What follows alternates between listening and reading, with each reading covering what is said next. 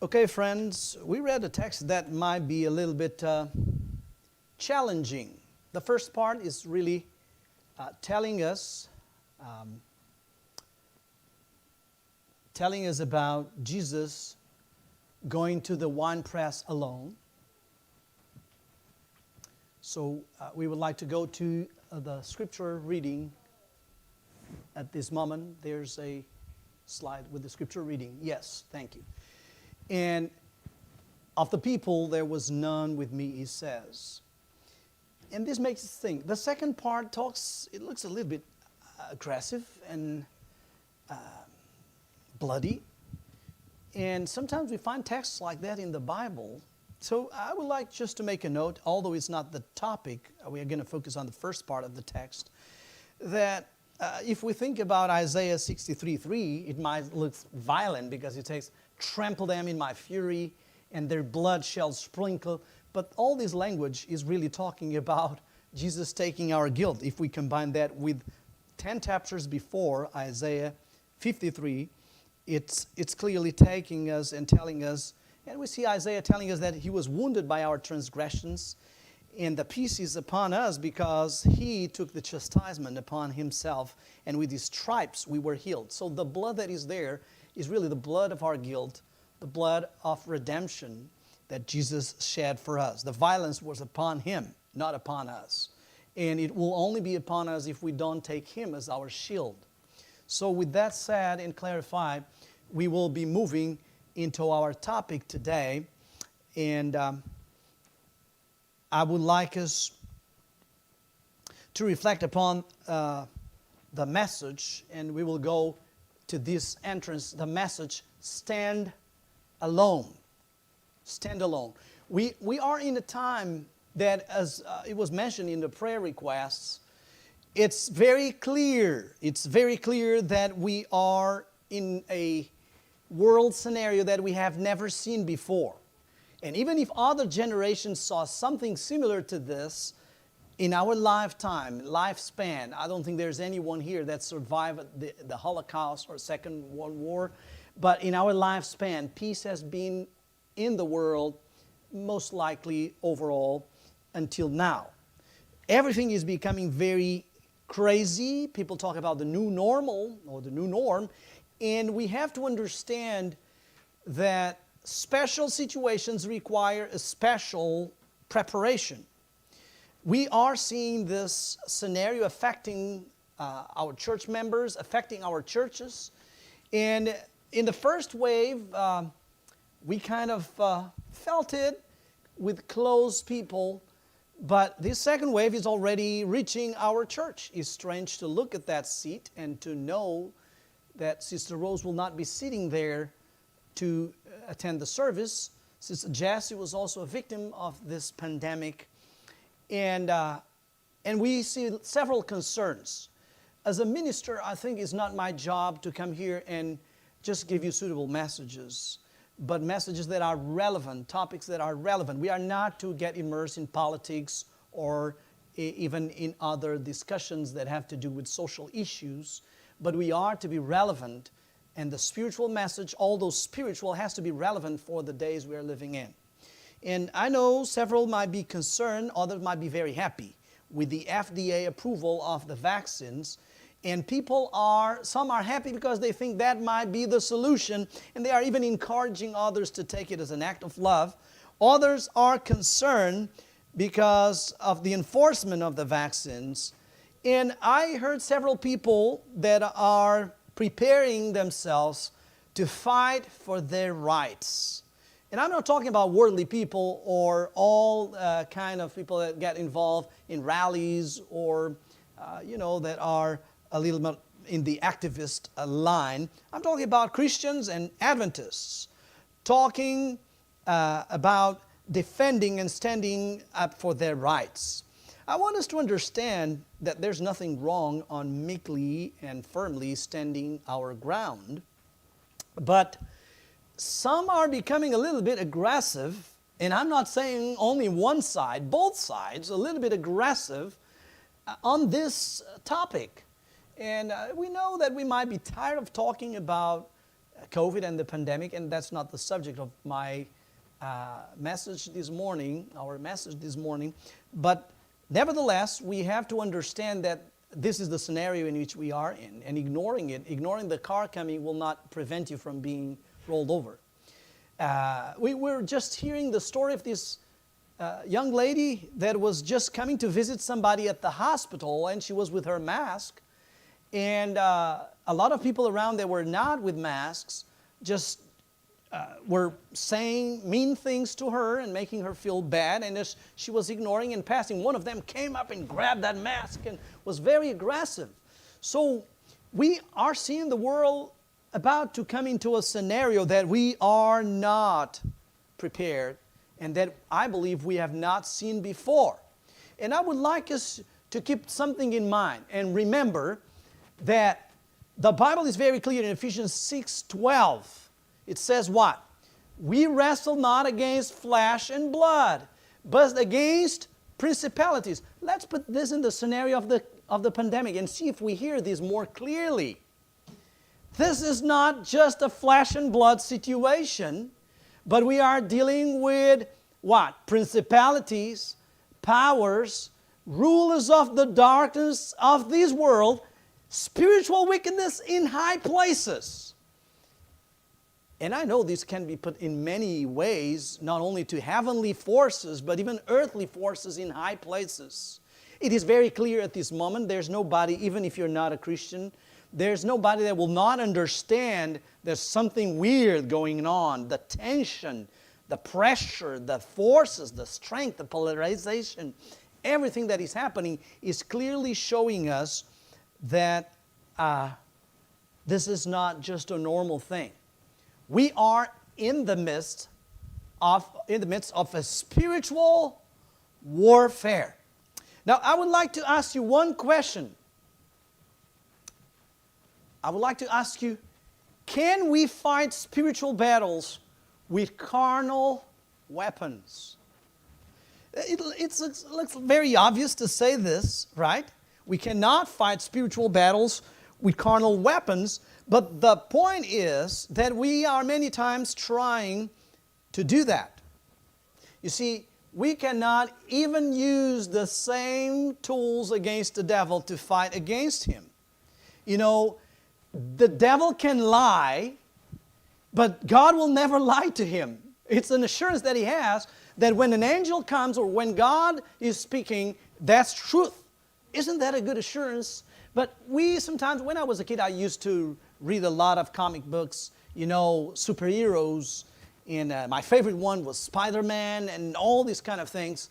But I noticed one thing, that many of those heroes, they use the same wrong tools to fight evil. That's evilish.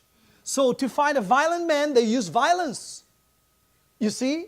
That's, you know, this is not the way as Christians. Jesus Christ clearly showed us that's not the way we are supposed to go. And we have to be careful in how we approach wrongdoings. That's true. Then things are wrong that are made to us, but are done to us. But we have to beware of that. I want us to reflect today about this. We may be right, but our wrong attitude might pull the ground or make us lose our ground, or the ground in which we are standing. So spiritual things need to be discerned spiritually and can only be discerned spiritually. We are to fight this battle spiritually. So my question is, if carnal and worldly weapons won't do it, what will do it? How should we do it? You know, sometimes we hold on to some things we have in our lives, like money, abilities, talents, influence. Sometimes even some Christians get involved in politics, and some get involved into atavistic movements. But this is clearly something that is going beyond that. And today I would like us to reflect a little bit upon that. I would like to start with the text that we all know. He that shall endure unto the end, the same shall be saved. I'm sorry, the reference there is a little bit out of place. I know we know this text in Matthew 24:13. He that shall endure until the end, the same shall be saved. Endurance in the Bible is not how much we can resist aggression, how much we can fight for our rights. Endurance is forbearance. And this is a Christian characteristic that we are needing to understand. You know, when the world is trying to show us social injustice or things that are wrong, we always see this pattern. For instance, in those movies about slaves, first we have a lot of traumatic situations and unfair situations happening, and then that justifies their reaction to do whatever. I'm thinking about a movie I watched a long time ago. I'm not recommending Braveheart. This man was living in a society where unfair things were coming upon him. Politics and oppression were upon him. And now he's fighting for his rights, and you see anger in his face, and he has his shield and his sword, and he mobilizes an army that is going to fight to defend. And some of us, I think we have been somehow influenced by a lot of this, sorry to use this strong word, trash we put in our mind, you know, and we start thinking that's God's way. That's the way we have to fight and react when something unfair is happening. We need to stand and go there. You know, all those movies, the wrestler's spirit, it is not the spirit that Christians should use. Because whatever people may do against you that is wrong will not justify doing the same thing to them because you are right. And we are not understanding this. Sometimes, I remember when I was having my kids, they were younger, sometimes one of them will come and tell me about what the other did and what the other did, and I will always have this thing to tell them. I say, each one of you has a book. There are 2 books. In your book is not written what they did to you, it's written what you did. So it's just saying, so-and-so punched back so-and-so. It's not saying because he punched him first. That's in his book. So when the Lord gets your book and you go and the books are open, the Lord is not going to read all the things they did to you. He's going to read the things you did. That's your book. It's all biography. It's not the things they did to you. It's not their life. So we have to understand that our reaction, although we think it's a reaction, the Lord, of course, will consider the scenario, but for us in a book is an action, and we will be condemned by that. So exactly when people are bad to us, sometimes I ask people, they say, oh, he did this and this, that, and I said, is this an evil person? Oh, yeah. So do you think it's worthy to lose your eternity because of an evil person? Oh, no, not a way. So don't lose it. Just let him be evil. Don't get into that, because then you're going to be caught into this scenario. I want us to understand that there is a difference between standing for what is right and fighting for our rights. And Satan many times crossed these 2 lines in a blurry scenario that we think we were called to fight for what is right or to fight for our rights. And we mix the 2 of them. When you fight for your rights, it's a personal issue. It's about yourself. And it's a defense of self. When you fight for what is right, you're standing for principles, not yourself or a person. Or a personal aspect. So I want us to understand that as Christians we are called to stand for what is right, but we were never called to fight for our rights. This, if we start thinking about this, we start understanding that many Christians are getting engulfed in situations that are not Christ-like at all. When you decide to fight for your rights, you are putting yourself in the place where God didn't put you. Can God protect you?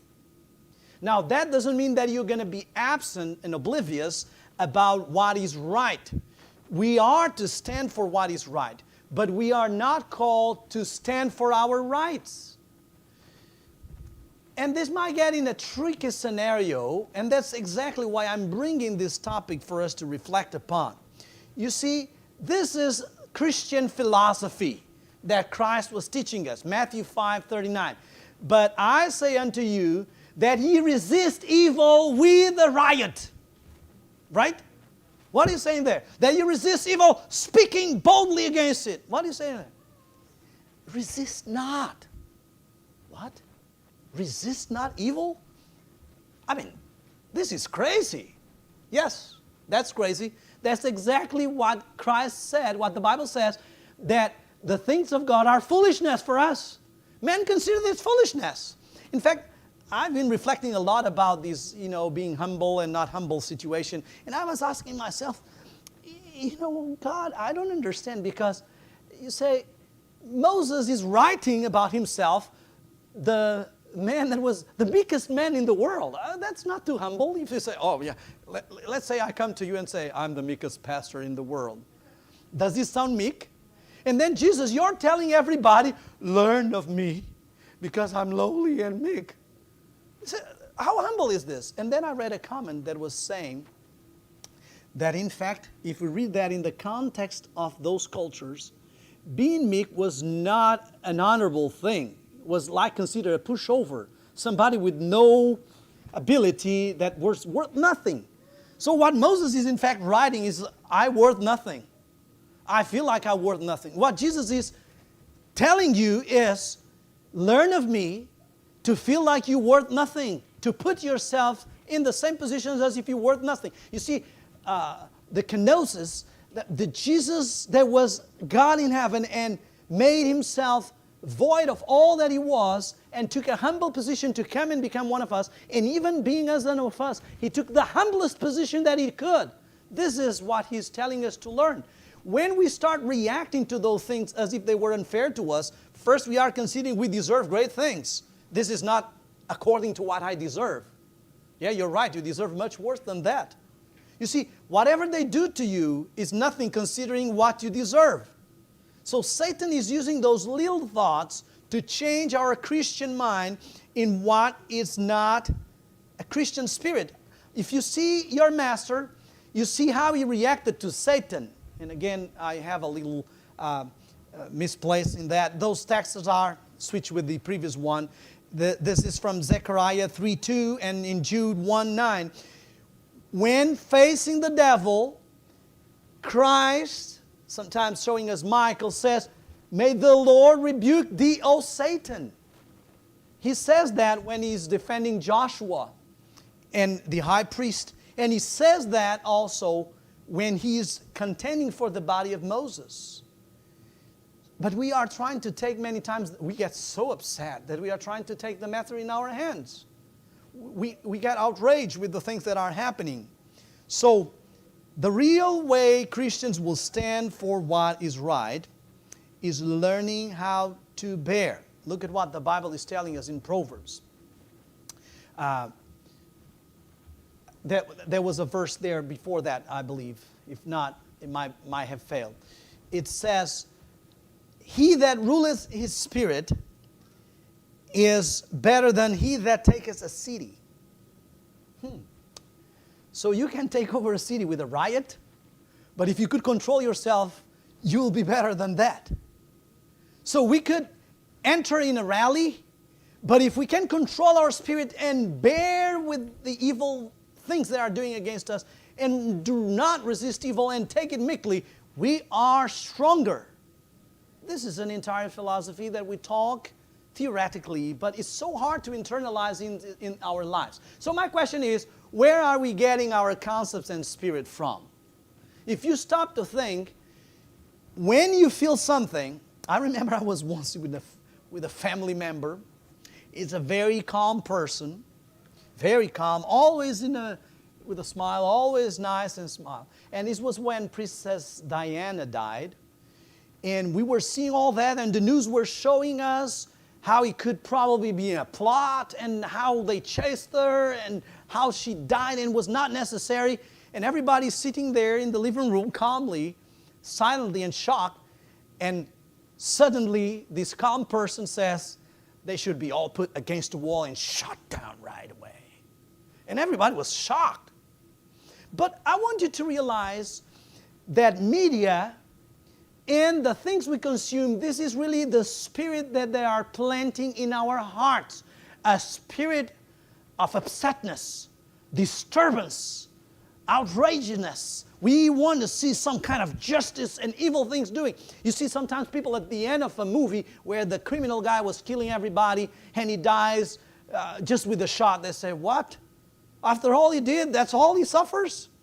We are imagining that helicopter Alice's will just chop him down and triturate him. He has to suffer. This is the spirit. Why do we have to contemplate evil all the day, every day, all the bad things and injustice things that are being done against blacks, against the police officers, against gays, against... What is the goal of all this? Are you going to come out of your house and do something about it? Are you going to join and just beat everybody to that? Will they be converted? Will you save the world like this? So there's only one goal. The goal is to polarize us, to stir up anger in our hearts, and to make us lose the spirit of meekness which we should have when we confront these issues.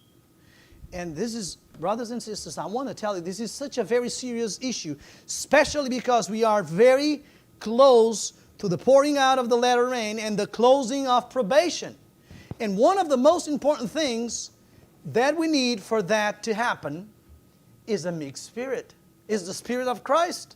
And this is what we might run the risk of losing if we keep consuming all these kind of disturbing things. Are you with me? Are you following what I'm saying here? I want you to think about something. Nehemiah 6:3 says, I am doing a great work so that I cannot come down. Why should the work cease whilst I live it? Let me ask you this. Why are Christians so much involved in the social issues and all the turmoils and problems that are happening? It seems like you are idle. It seems like we have nothing to do. It seems like we don't have a work that is so consuming. I remember when we were missionaries in Brazil, I was not a pastor at the time, I was a lay preacher, and these men came to me to tell me all the things that were happening in the church and all the problems and what this pastor and that pastor was doing. He even had a list to offer me saying, he says, if you want, I can show you right away all the pastors that are Freemasons in our church. And I said, I don't want to see the list. And say, are you sure? This is important to know. You need to know who they are. And they are doing this and this and that. I said, let me tell you this honestly. I am so busy dealing with my character problems. I don't have time to look at other people's character problems. I don't know, you might be already in a very good situation with your character, but my character is giving me such a trouble. Why would I still be consumed with the character troubles of other people? I'm so busy with my character, I don't even have time to see what the evil things those pastors are doing. And you know, sometimes it gives me the impression that our work is not that important. We can come down anytime to talk about these issues and to spend time. Look, how many hours have we spent in our churches speaking about masks and vaccination, comparing to the hours we have spent speaking about evangelism. Are you with me? This is showing us a shifted focus. Are you with me? Is this serious or what? In a moment that is so critical to take the message, we are spending such a time talking about all these issues. For me, this is a clear maneuver, distraction, a distraction maneuver that the devil is bringing upon us. The Bible gives us a counsel that I would like us to take on this. It says, follow me, take care of the things that matter on building the wall, and let the dead people bury their dead subjects, their dead issues. Is God saying, that is not important. If somebody is dying, let him die. We are just taking care of spiritual things. No, God is saying people that are not spiritually alive, they get consumed with all the things that we are not supposed to get consumed with.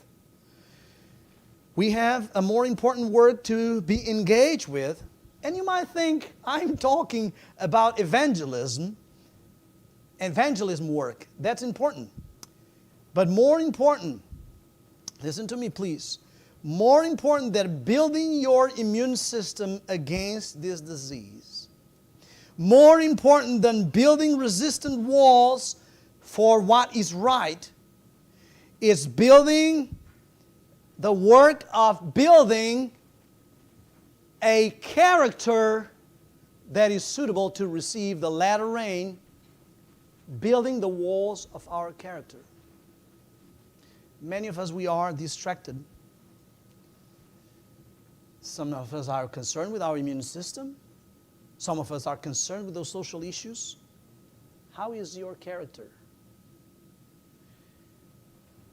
I don't know about you, but I've read a lot about those things in prophecy with time. Being raised as an Adventist, this is very clear in our minds. And suddenly you start seeing them happening, and you start realizing, this was prophesied and it's happening. This is rapidly coming to a closing. All the scenarios prepared. And then I don't know about you, but I right away look at my character, and knowing that latter rain will have to come, and for the latter rain to come, we have to, it says there, reflect completely the character of Jesus. And then I look at my character, I tell you right away, my concern is no longer COVID. My concern is no longer the rights and social issues. My concern is, man, if those things come to me now, I am not ready for this. If the latter rain will be poured now, would you be concerned with COVID or your character? Inspiration says that some of us will not even notice that it's falling upon our brethren. This is even more serious when you're not even realizing or aware of your critical situation. It might be suitable for a while, but at least for me, I'm aware of my critical situation. I'm aware of how my character is not reflecting the character of Jesus. And I'm aware that I'm not ready for the latter rain of this moment. That makes me very aware with what I spend my energies and focus with. I've promised and purposed myself in my heart that I will not dedicate even 1/3 of the time that I did in the first wave of COVID with the second one. It might be disturbing, but I want us to understand that the work for our character building is the most important work we should be involved with, and it's so urgent that we have to pick our battles. We cannot fight all the battles, all the things, even if they are good. We have to pick the ones. We cannot come down. We were not called to come down from the work of the walls. You know, walls are protection. We are all stones in the building of the temple, and my stone is not shaped and ready to fit its place. And this is my concern at this moment. And I would encourage you so that this will be your concern also, because we have no time to lose. It's the most important and urgent battle that we are engaged with is the war for our character building. By character, I want to clarify one thing that will help us understand and put it in context. By character, I don't mean reputation. You might have a bad reputation. And if you're not ready to bear bad reputation and get disturbed with it, you might be in trouble, because our reputation is about to be put to dirt. You know, we will lose all the reputation, and reputation is how others see you. And the character is how you really are and how God is seeing you. I want us to understand this.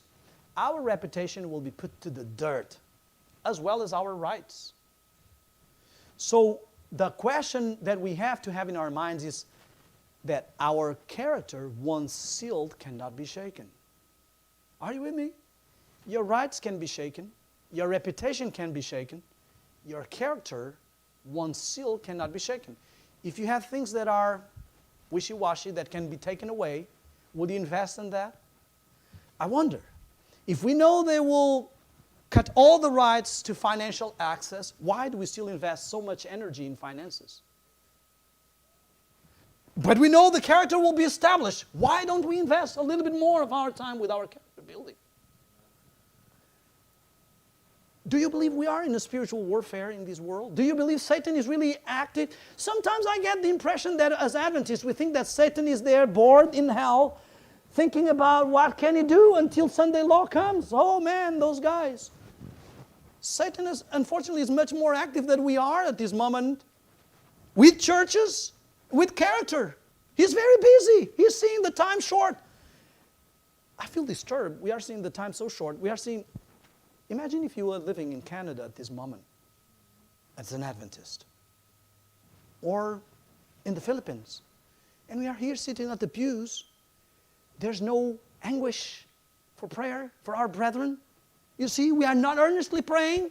We are seeing all those things coming, and we keep talking normally. We are desensitized. I'm sorry to say this. We are so desensitized. We have been living for so many years in a dormant situation that we are not aware. It's like, could you pinch me? I'm not really dawning what is happening around me. I would like us to understand that if we try to avoid unfair treatment by claiming our rights, we are already in a big mess up in our minds, because if the worldly people were right about what is right, they will not be persecuting and chasing the righteous to start up with, right? It's exactly because they don't understand what is right that they get involved into this. And we must learn to face unfairness and injustice. This is the core of Christianity, you know, especially when we are right. I'm going to share a story with you. When we were as missionaries in Brazil, a lot of gossip was starting against us. And, imagine one day you wake up, you enter Facebook, and there's a big headline about you, something lying about our family that everybody's seeing, and is there. And we were, of course, concerned and disturbed about that. And they were starting to raise an accusation against me, and I was talking to a pastor. I think it was a pastor. It was a friend. And I was telling him, well, on this case, they have nothing against me because it's clean. And he turned to me and says, what are you talking about? What did they have against Jesus when they crucified him? I was shocked when he said that. I said, okay. So there was nothing right. They had nothing to hold. Jesus clearly says, here comes the prince of this world and he has nothing of me. And he tells them, who is the first of you that will convince me of sin? And still, they are able to plot and take him to the cross. And he said, if they were able to do that to Jesus, they can do whatever to you. And that started concerning me, because sometimes we get this idea that if we do everything right, then everything will come out right. But we have to understand that they still killed Jesus. You know, with this era of computer-generated images, I was even watching yesterday something that popped up. It is a software. I spoke about this before. You can speak to the software for 1 or 2 minutes. He will capture your voice modulation, and it's able to reproduce the same voice modulation with any text you put there. In fact, they took Mark Zuckerberg from Facebook and put him saying things against Facebook, because they can also manipulate the images and make the computer gets the image and reproduce another lip ordination according to what you're saying. So to produce evidences against you, they don't even need you any longer. Not to mention that all of your data inputs that is there, they know all about your life. You are living in the illusion that you are private. You see, some Christians are talking and thinking that they will be protected because they run to the mountains. I mean, satellites can even see your dog there in your courtyard. What are you talking about? We will be protected by the power of God. It's not because we are hiding that we are protected. It's because God is protecting, He's covering us. Like in many moments, He made people invisible, or even Jesus, there were moments they could not see Him or make them blind. We have to understand that in the way we are today, there's nothing that they don't know about you or they cannot get. And I found it funny because my wife was preparing a directory for the church, and some people didn't want to give her the contacts. So to get their contacts, she had to go to Facebook. And I'm like, okay, so the church cannot know it, but Facebook can know it. This is ridiculous. We are getting contrasense prophetically, you know. It's absurd. We are not realizing. And I would like us to understand this. I would like us to dive into this. We must learn to face unfairness and injustice. And this is something that we are not still prepared to do. You know, anger is different than righteous indignation. Righteous indignation will take you to defend what is right. Anger will take you to fight for your rights. Do you see the difference? We are letting anger stirring up in our hearts, and this is not righteous indignation. Usually righteous indignation is not about yourself, okay, or against others. Is focus on principle. You see, if the world hates you, you know that he hated me before it hated you. If they have persecuted me, they will also persecute you. Jesus is saying they might persecute you. Is that what he's saying? They what? They will. We act like that is weird. Did you see what they did to me? Did you see what they are doing? Like this was the most fairly world where something unjust just happened. The Bible tells the world lieth in evil, wickedness. So why are we surprised? Right? Jesus told us, they persecuted me, which I had nothing to blame. They will also persecute you. Why are we surprised that we are persecuted or something wrong or unfair or unrighteousness comes upon us? We should not wonder about this. There's a Brazilian evangelical preacher, he's not even Adventist. He says, if you are not being persecuted, it's because your prayers are not disturbing hell. You're irrelevant for this spiritual battle. When you start poking the devil, oh man, he will come after you.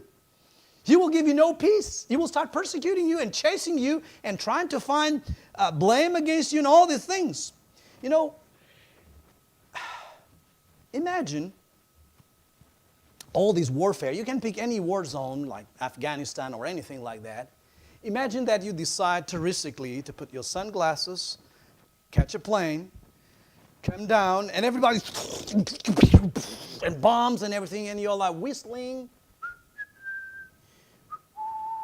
and everything is calm. What will most likely happen to you? You're not even running to cover. You have no, you're just with your shorts. Summertime. Some of us, this is what we are doing in the midst of this spiritual warfare. We are whistling with our sunglasses and swords, and it's a warfare. And then it's a bullet. Oh, what happened here? Yeah, if a bullet hits you at the beach, it's surprising. But if you are in a war zone and a bullet hits you, what's the surprise? Satan has been leading us for so many years to believe that we are not in a war zone. When you go to a war zone, you don't say, oh, my couch is not comfortable enough. There's no couch. The food is not suitable to me. You're not worried about that. You're in the mission. We lost our sense of mission. How to fight then for what is right? And now we're going to get, and I'm not saying that the rest of it was not serious, but now I would like us to get in a very serious part of our message. You see, sometimes we have adopted some sentences. Oh yeah. I remember I was very happy when one of my elders at the previous church, he's now the leader of that church, he said, oh yeah, I told them, our pastor is mellow, but he's no marshmallow. And I felt happy because we adopt sentences like, hey, no one is going to make a fool out of me. Or sometimes we say things like, yeah, Jesus told us to be humble, but he didn't tell us to be a doormat. And those sentences, they please the devil. Because they are really about defending ourselves, defending our dignity. And you say, Jesus had dignity. He was not a pushover. But you don't see the doormat reaction. It's not, yeah, don't step on me. He put himself as a doormat in many situations. And he was not saying, I'm not going to be stepped upon. When they arrested Jesus, one of the disciples right away got the sword. He was an activist. He said, no, we are going to... keep in mind that swords were not common in those days. For the Jews to have weapons for many years, they had to go to the Philistines because they were the ones controlling the metal. That's why they could control the Israelites. And even in those days, to have a sword was like a precious thing. It's not like everybody has a sword. It's not like today with weapons that everybody can go there and get one. I don't know what was in Peter's mind. You know, he just decided to pull his weapon. He's probably the only one of the disciples with the sword. At least he's the only one silly enough to pull it. What are you thinking with the army of the high priest? What are you going to do? You by yourself? You're going to be Rambo here? What are you thinking? I think Peter was thinking, oh, even if it's only me with the sword, Jesus will back me up. He's powerful. I want to tell you something serious. Some of us are with the same mindset. Oh, if I react badly, if I go and react to this, even if I'm myself, God will back me up. Sorry, bad news. God will not back you up because that's not the Spirit of Christ. You'll go by yourself. That's why Jesus, before he would get in trouble, say, Peter, could you put the sword back? Do you think I could not just click the finger and snap the finger and legions, an army of angels will be here to defend me? In fact, when they asked, and he says, I am he, and they fall back, the forces of the angels were there, ready to act, ready to defend Jesus. Angels were shocked that they could not intervene because Jesus was coming with a mission of love. Let me ask you this. We are all disciples and we have good intentions like Peter, but could it be that we are pulling the wrong sword?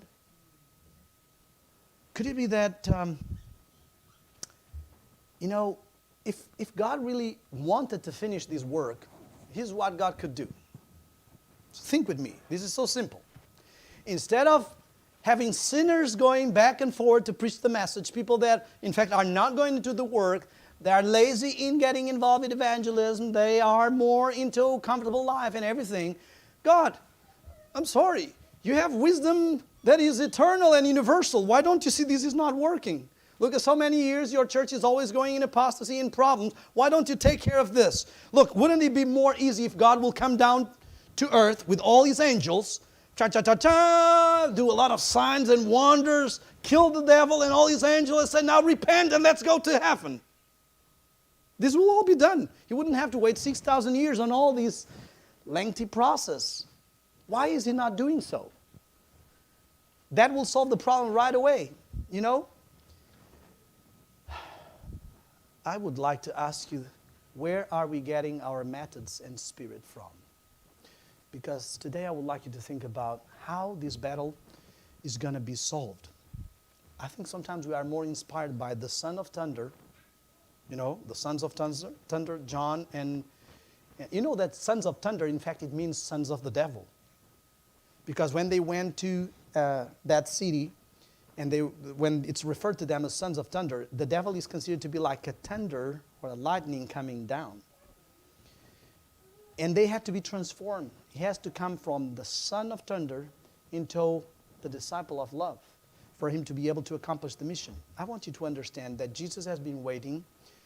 God has been waiting for 6,000 years for people to make decisions with free will. Jesus has been waiting for 2,000 years to take his kingdom. And we have, unfortunately or fortunately, to develop this patience that will help us endure the crisis. We cannot think we can be faster than God. We cannot think that we can solve the social issues. You know, sometimes you see music, politicians promising that we can solve the issues on this world. And we cannot. And we cannot do what is wrong even if the entire world comes against us in evil. And the day that we think that, we might be doomed. And I want you to understand there's a quality we must urgently develop on the times we are in. Even if you didn't grab most of what I'm saying today, I would like you to focus on this moment. We need to learn how to stand alone. You know, we just read the text in the beginning that says, Jesus said, I have trodden the winepress alone. and of the people there was none with me. I want you to understand that Jesus himself, when he came to his disciples, he found them what? Sleeping. So you walk for 3 years and a half with this man, 3 years, and in the moment you need them, they are not there. Think about the church. Think about your friends. Think about the worst moment in your life when you might need them, and imagine them not being there. Have you ever been betrayed by a close person? Somebody you would trust and will betray you. You know, I want us to understand that Jesus was betrayed by his friends, by his disciples, by his enemies. You know, I cannot imagine every day when you wake up, you have a lot of people that don't like you, that are already watching you for every move you make to try to find something wrong you do to accuse you. You know, in my case, even without people chasing me all the time, they can still find a lot of wrong things about me. Imagine if they were always on top of me all day long. You see, this is the scenario. And then imagine having all the people that you were healing now crying out loud, "Crucify him." If this was in the media and social news, we will be how? Stirred up. How will Jesus be? You know, Christ's disciples had to be ready to stand alone. John the Baptist was standing alone, first in the wilderness, then in his mission. Moses was standing alone. Elijah was standing alone. Jesus had to be standing alone. Daniel and his friends were standing alone. And Christ's disciples today must also learn how to stand alone. As we go to a time of trouble like never before, we are to enter our own Gethsemane, and we need to overcome our Gethsemane first. And some of us, we are still leaning on the church for solutions. But the Bible tells us that even if Noah, Daniel, or Job were in the world today, they could not deliver neither son nor daughter, but deliver their souls. You know, what I'm trying to say, some people are a little bit disturbed that the church is not passing them some conscience objector or vaccination waiver. They are disturbed because the NID now is even saying that we are not going to do that. Our church has a position about vaccines that is that it's a personal issue. And this goes both ways. It goes, if you want to take it, you cannot evoke the church. So no church leader should be saying, hey, you should be taking it. That's a personal issue. And if you don't want to take it, you cannot also claim and ask the church to help you and say, could you write something, say that I don't want to take it. I want to tell you something very serious. We are still trying to see all the last bit of resource that we can lean on something that will help us, but we are not understanding that we need to stand alone. Sunday law is not about for you to be concerned or try to avoid. It's for you to be willing to stand alone, even if they kill you. We have forgotten that this is the goal of our mission. Can you imagine a soldier in the army and the general is saying, hey, let's go there. He says, maybe we should not go to this battle. We may die. That's what we are here for. We try the best not to die, but if we die, that's still fulfilling our mission. You know, we are not going to be saved because we are in the right church. We are not going to be saved with the help of the church. We're not going to be saved even because we are righteous or not righteous, because even being right, that doesn't make you being saved. I want you to pay attention to this text. Maranatha, in fact, I would recommend you would read this entire devotional. The title of this devotional is The World Against God's People. Okay, July 28. We must, how? Individually, is not with the church, is not with the elder. We must individually know for ourselves what is truth and be prepared to give a reason of the hope with what? Meekness and fear, that's respect, not in proud, boasting, self-sufficient, but with the Spirit of Christ. Look at what she's saying. And this was written many, many years ago. We are nearing the time when we shall stand individually alone to answer for our beliefs. I do believe we are in this time. It might be that the person that you think is your partner in the church at this moment with the same ideas as you have, soon will have a different idea and you will stand alone. It might be even that this person will turn against you because of your position and you will stand alone. We are not psychologically prepared for this.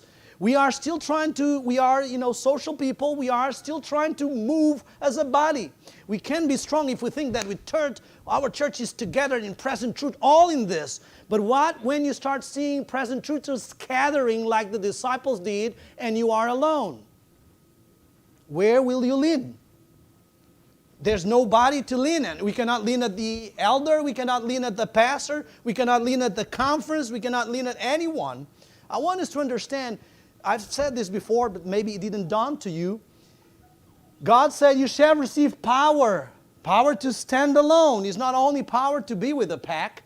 You shall be witnesses unto me in Jerusalem, in Judea, in Samaria, and to the utmost of the world. Jerusalem, that's spiritual Israel in the core. That's the church. Judea, it's all that are in Adventism, the Reform movements, all these people around us, the little home churches, all the things. Samaria, it's half the Reform movement and half the world. So this is the evangelical world. Before we go to the world with the message, we shall be witnesses in the church, in Adventism, in evangelical world, and then to the utmost of the world. Do you know what is the original word for witness? Martyr. What is saying there? Can you read that, translating that word? We shall be martyrs, first in the church, then in Adventism, then in the evangelical world, then to the world. I don't think we are ready for that. I want us to realize how important it is to stand alone. I want you to see this. Selected Message, Volume 1. We have far more to fear from within than from without. The hindrances are far greater from the church itself than from the world. Pastor, why are you preaching this? Because I think it's my duty to help us wake up and understand that we are not realizing what this is all about. This is all about division and polarization and being by yourself. Standing by what you believe and show how much connected you are with God. How will you stand? Well, within than without, we can take it and think only the church and the world.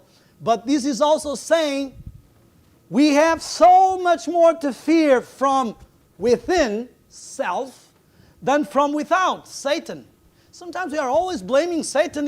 No. The problem is not with Satan. The problem is our character that is still very much self-centered. Very much trying to defend himself. Okay? In fact, I don't know if we are ready for this. But the Bible tells us that the father shall be divided against the son, and the son against the father, the mother against the daughter, and the daughter against the son or the mother.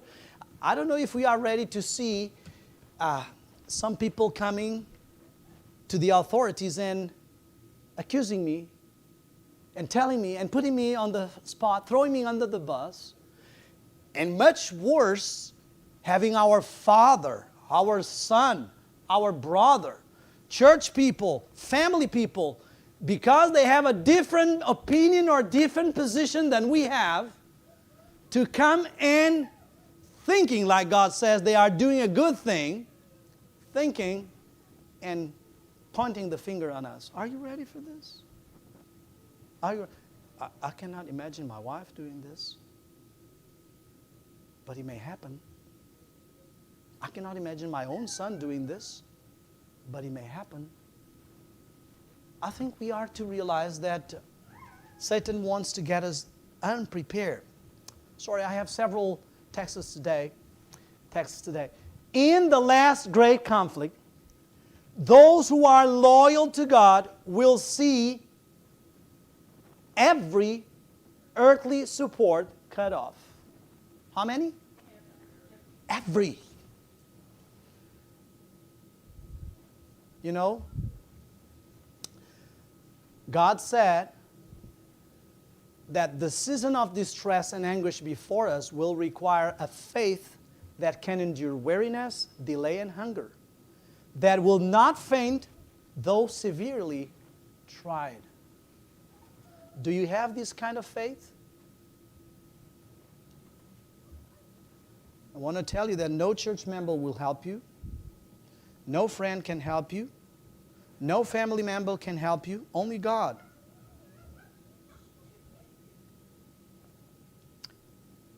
This is between you and God. All earthly support be removed. Let me ask you some questions here. How can we face injustice in the world if we are not even ready to face injustice in the church? A little issue in the church. Oh, you took that office. Oh, you did this. Oh, I was not expecting. We are already reacting like this. But we want to face the world? How can we face injustice in the world? The Bible says that our bread and water will be certain, but it didn't say it was easy.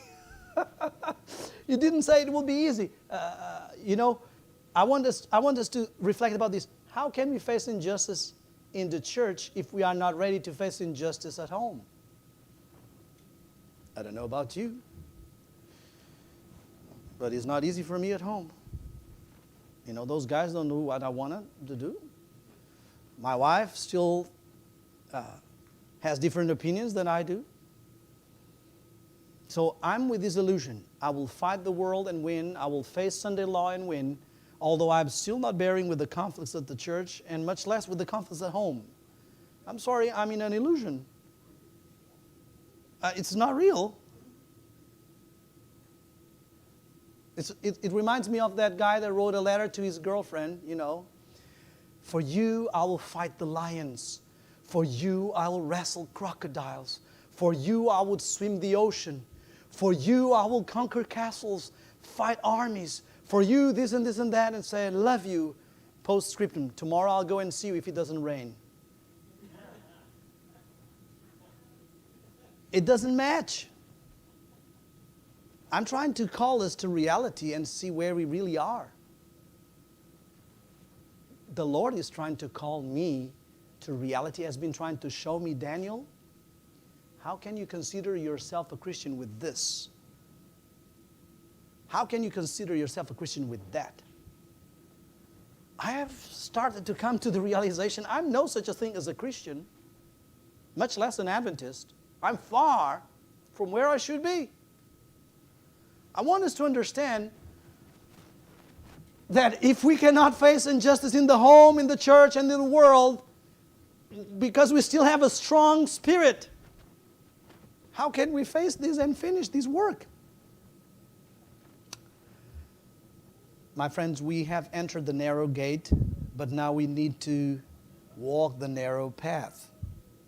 It's not just the gate. Justification saves us. Sanctification keeps us safe. And I want us to be understanding that we must be ready always to give an answer to everyone that asks us the reason of our faith with meekness and fear. That's what we are called to do. Friends, I would like to close today with a deep thought. There's a missed slide in there. There's a weapon we must learn to master. And this is not easy. Meek firmness. Sometimes we are too firm, but not meek. Other times we are too meek, but not firm. I want to tell you this right off the bat. This is not something that you will just balance. Oh, sometimes I fall in this way. This is only something that only God can give you. We cannot produce these in ourselves. You see, we cannot let the active virtues missing. You know, Jesus is sending us like sheep to the middle of the wolves. And sheep don't fight back. They don't bite back. We spoke about that. I want to close in calling your attention to some aspect here, several texts very quickly. The Bible tells us that not by might, not by power, but by what? The Spirit of the Lord. So I want you to remember one thing as we close. Who was chasing Jesus?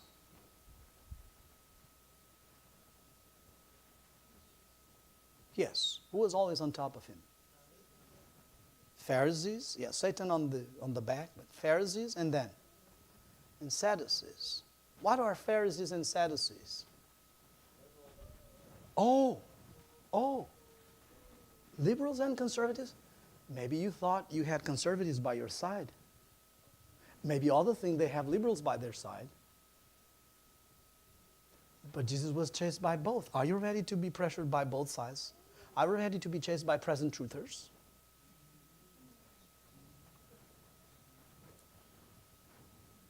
You know, God's people is going to be squeezed between liberals and conservatives.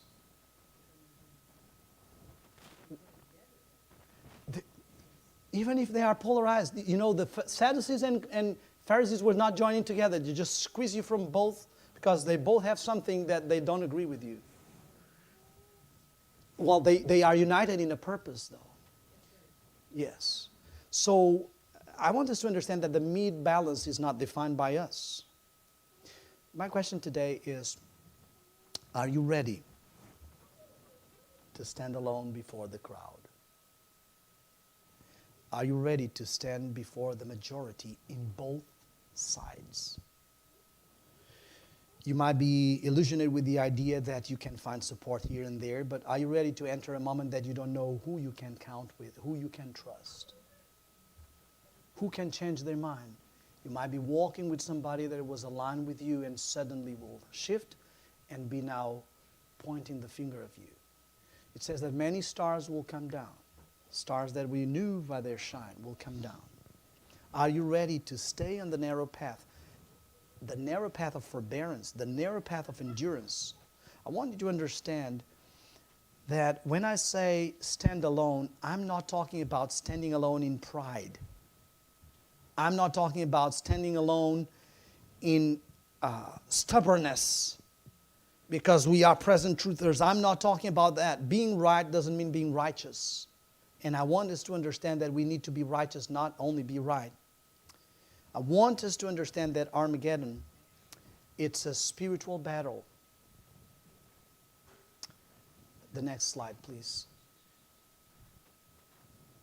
In this battle, it says, in the valley of Megiddo, that's where the Armageddon name comes from, you shall not need to fight in this battle. What? So I don't have to go to the rallies. I don't have to stand my position. I don't have to defend my point. You shall not what? You shall not need to fight. It was a spiritual battle. The priests were going up front, and the army was there with the swords and the... This is the battle. It's a spiritual battle. It's not about your ability to fight. Look at these other texts.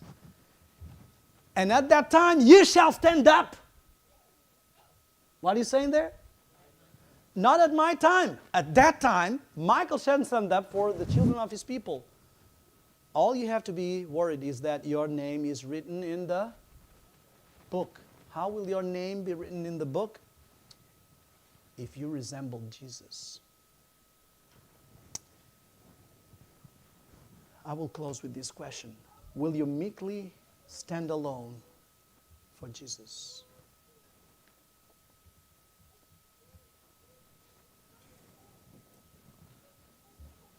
Brothers and sisters, I do believe from the bottom of my heart the time is up. We had a chance to move forward as an army, and now we don't even have that chance because our armies are so divided that we'll still find some unity here and there, but we have to learn how to stand alone without pride and stubbornness, how to be firm to our principles without a strong spirit, a strong opinion, and still be firm. I want you to think in your mind, what are you exactly doing at this moment to prepare for the crisis that, I'm not saying it's coming, the crisis that is already here?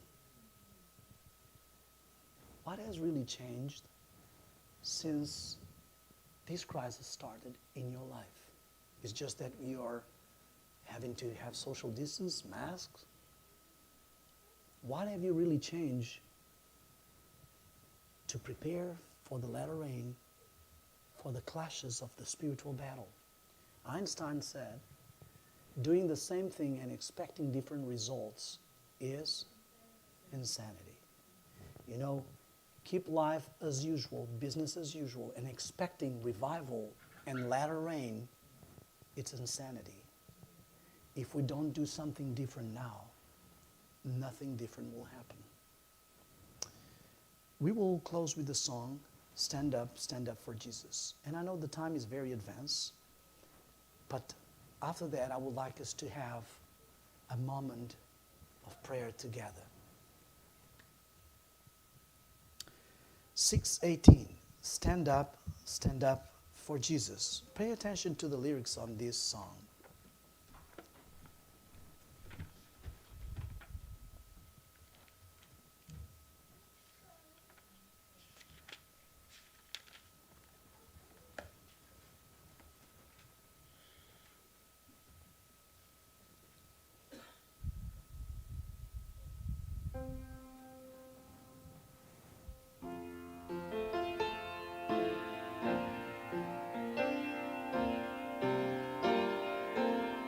Just digest the lyrics.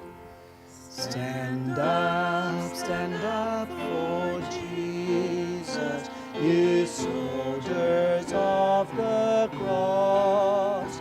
Lift up his royal banner, it must not suffer loss. From victory unto victory, his army shall he lead, till every foe is vanquished, and Christ is wrapped indeed. Stand up with Jesus, the trumpet call obey.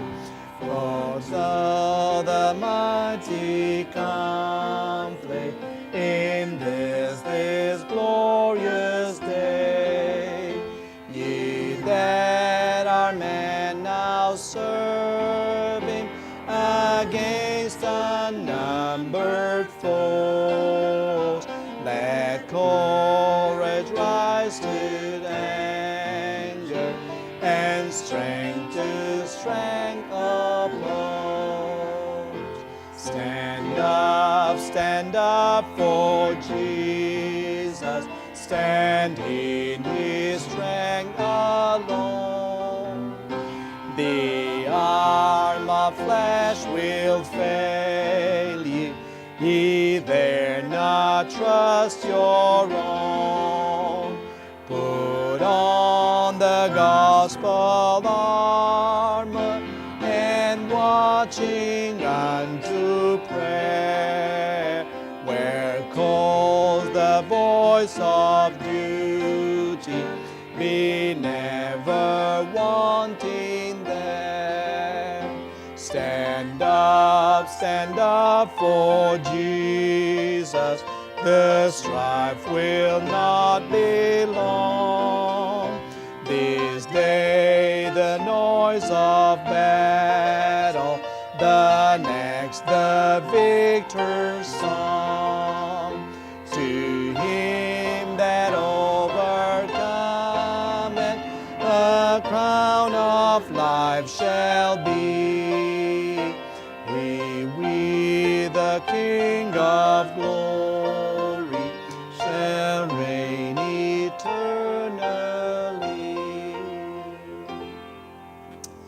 Did you notice the lyrics, what they are saying? Third stanza says, the arm of flesh will fail you. Stand he in his strength alone. You dare not trust your own. I will invite you to kneel before the Lord. I will have a closing prayer, and then we'll go for a moment of prayer. I'm going to ask Brother Boykin, as one of our elders, to have a word of prayer, but if other people would like to, they can do so. So I will close now with a prayer, then we'll go offline. I will encourage those at home to also spend their moment in prayer, and then we'll have a moment of prayer. I will come down and we'll pray together. Brother Boykin, you will start with a prayer. Any other else that wants to pray will do it, and then I'll close with the final one. Let us pray. Father in heaven, for such a time like this we came to this world. Help us not to shine the wrong way, not to bring others in confusion with the light, or not to shine a light that is not clear, that is not reflecting your Spirit. Help us also not to shun from our responsibility, but to stand in your strength, in your Spirit, although alone, in meekness, in calmness. I want to pray and intercede for the church worldwide, and I want to pray and intercede for our church locally in our district, for the souls that are virgins but are still running the risk of being foolish ones. For our souls, as we need to wake up, Father, I pray that you may bring upon us an awakening that will bring us back from our slumbering and sleeping. I pray for the world in the situations we are. In a special way, I pray for those that have no clue of what is going on. They are lost in the midst of this confusion, that we may be merciful on them and go for them. I ask for these blessings and I pray for your mercy. In Jesus' name, amen.